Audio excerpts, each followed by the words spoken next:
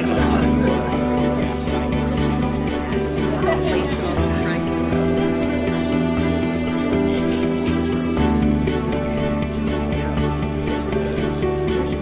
a space. It's a university. Some people at the table thought that servant leadership was sort of within them. What we were doing here today is sort of just drawing out what came naturally, instinctive. Others, myself included, admit that this is not my natural tendency. My natural tendency is command and control, and anybody that's on my team is snickering right now. So I come here, and others at the table come here to be reminded how to be different, how to have more of a servant leadership heart.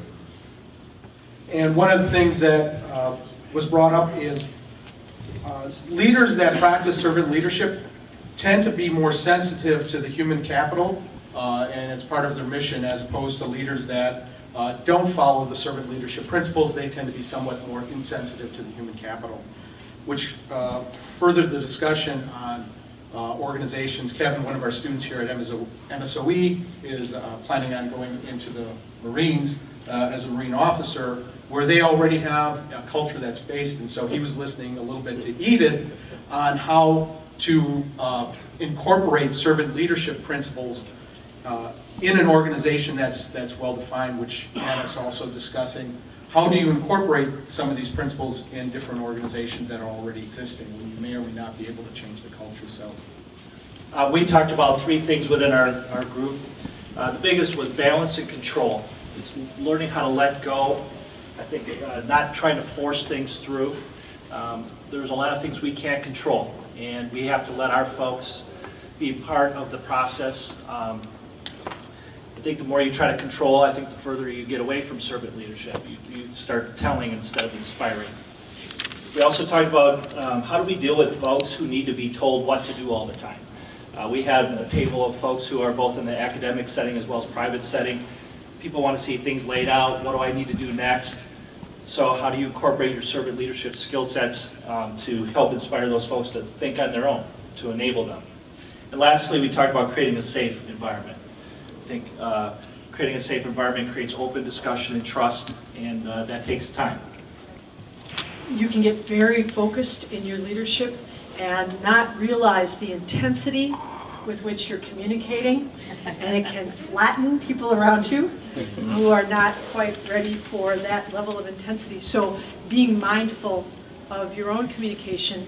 But then the flip side of that is don't take personally someone else's intensity or distress necessarily in communicating to you. Not that you're not listening empathetically, but recognizing that there's a big picture in service, and that you don't have to take on that emotional response, but being calm back to somebody else who's in distress actually is being a servant leader.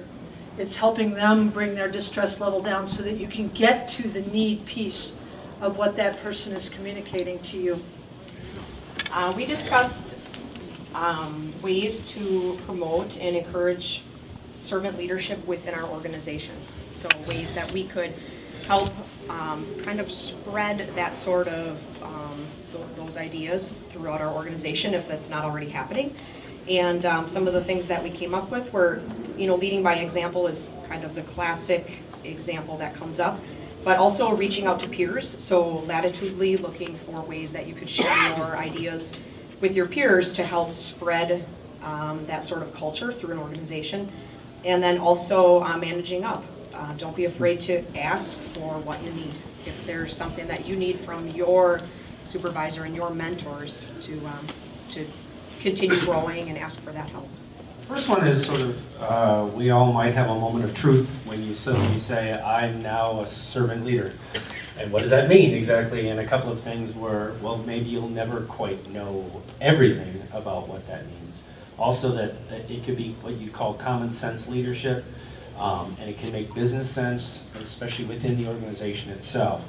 The second thing might be that when you define that within an organization, does it set up expectation for the behavior of that organization.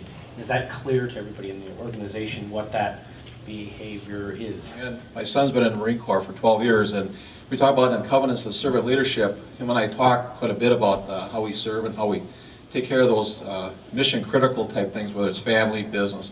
He was telling me in the Marine Corps how today we had the old dictatorial style where the commander says you will follow, you will do.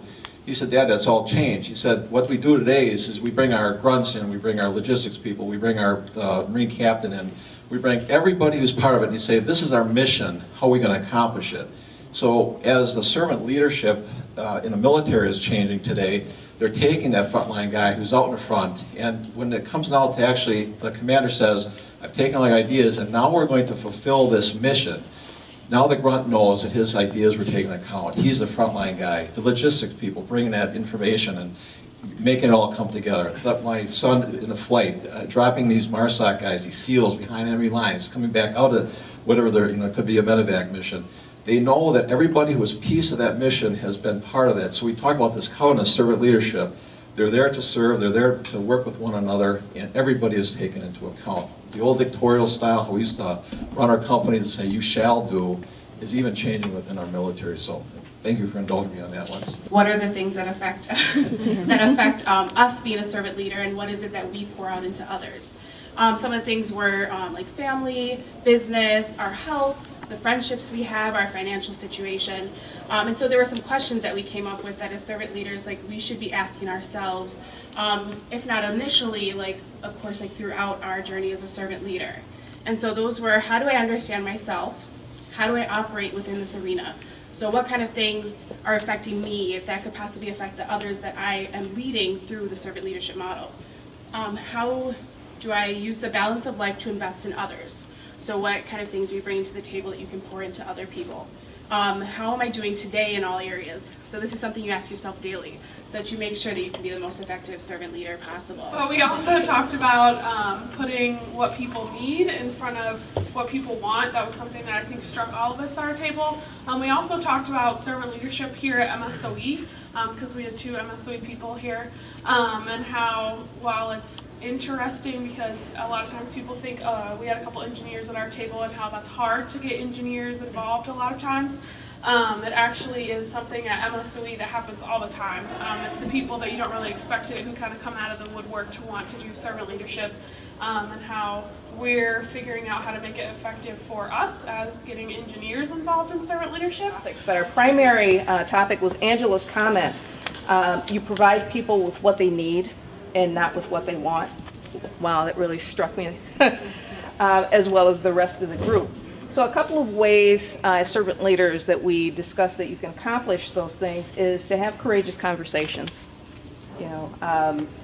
Discuss relationship building, build relationships of trust, which are not easy. It takes time to do those.